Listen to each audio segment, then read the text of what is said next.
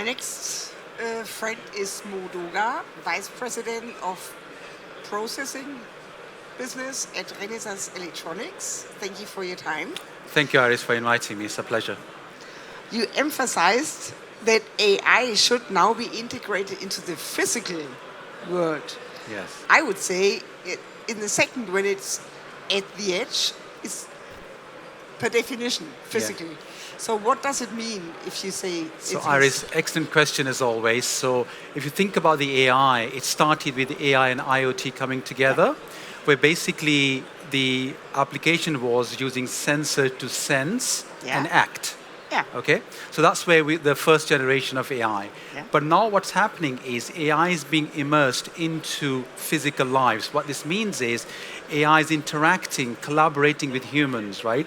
Bringing more autonomy, more self-decision making, right? So it's becoming more physical in that means, where the electronics and technologies is driving the AI into the physical means rather than just sense and act, but also it can take more autonomous decisions. So for example, if you think about cobots or self-driving cars or delivery robots, right? So they have the autonomy to not just sense and act, but also, take more autonomous decision in more intelligent fashion.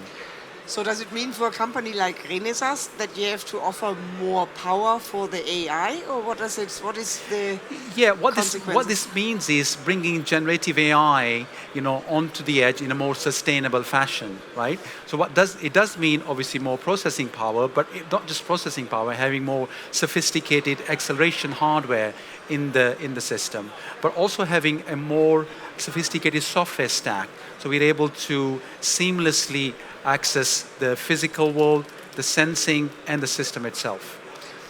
A lot of semiconductor companies, including MCU providers, offer their own AI accelerator. Yes. Do you think your DRP is better than competing solutions, or let's ask different? Are there differentiating points? Yeah, absolutely. So I think when we talk about the AI, it's not just the acceleration part is a very small piece of it. You're looking at the entire system, including all the enablement stack as well. But of course, the accelerators play a big role. And what it does is basically very complex. If you think about the Gen AI these days, complex large language models, transformers to run this seamlessly in a very efficient manner. So for example, our DRPI, which stands for Dynamically Reconfigurable Processor, the next generation is going to be 10 times lower watts per TOPS. So what this means is if you think about the Gen AI is taking too much power, it's not sustainable. And we're not talking about a content-based AI. We're talking about real-world generative AI running in factories, in edge devices. So we've got to make it more resource efficient. So with us, yes, we're offering like the DRP AI, which can provide performance, but at a much lower power consumption. And for example, if you look at our products, the RZ running today, we run most of our products without the heat sink, without the fan on top, because it's generating very little heat dissipation. I have to ask, energy efficiency is a real problem, I would say. Yes. But I think it's not just on the hardware side. I think the developer of the models, they don't care about memory size, about computing power, about energy efficiency. So can you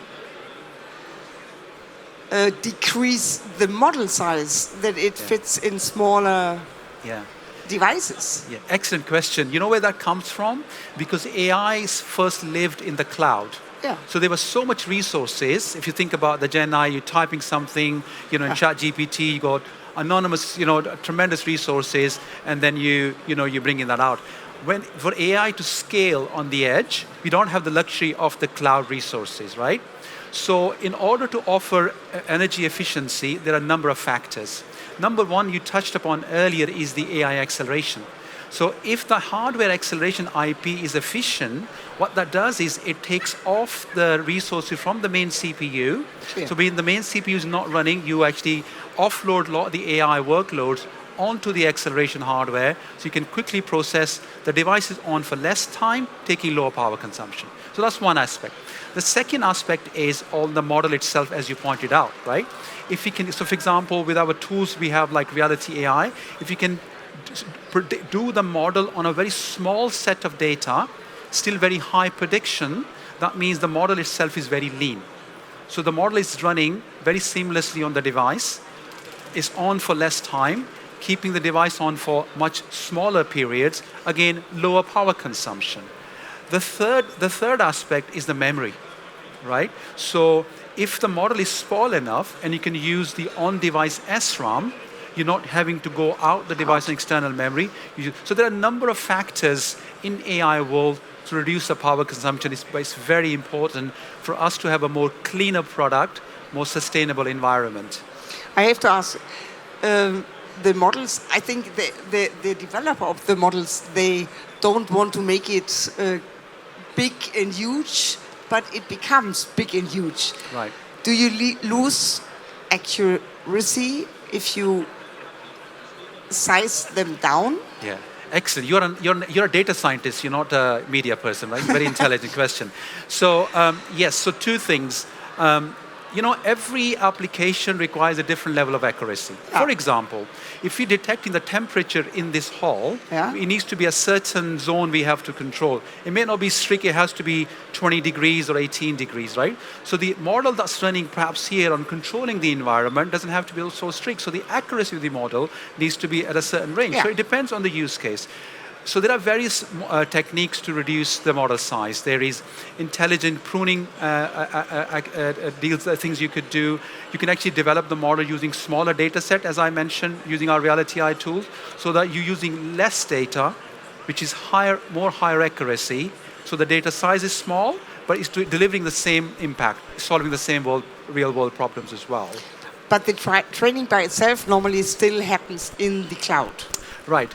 But if you bring it down to the edge, that's the excellent question. So what happens is you're making the edge more intelligent. So once the data is trained on the cloud, what's happening now is you want to have something called device learning on the edge.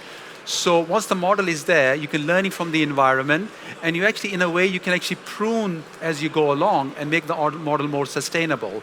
But you're right, there is still a challenge that if for a very complex application, maybe surveillance application, very large videos, more image processing, how do we make that more sustainable? And therefore, the acceleration we talked about earlier, if you can have more efficient hardware acceleration in the device, then you can process it quickly.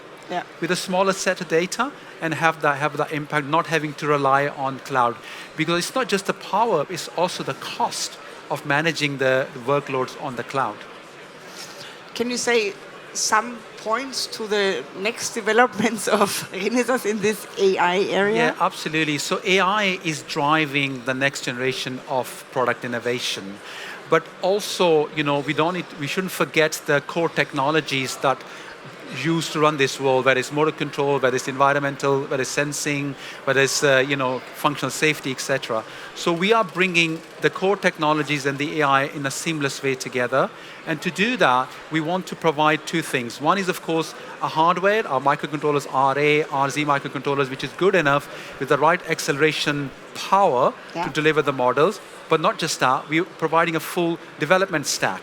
So for example, one of the biggest problems the developer world has is that you and we are not data scientists, we are embedded engineers. This means, how do I develop an AI solution without being a data scientist? So what we're doing at Renesas is providing a one development platform where you can collect the data, develop a model, optimize it, and import it into the embedded workspace, being an embedded developer, right? Without being a data science background. So that way we can provide, so we're providing hardware, the tools, and the software stack to reduce the time to market. And ultimately, our mission is to bring AI to masses. Mo, thank you very much for your time. It's a pleasure, Aris. Thank you very much.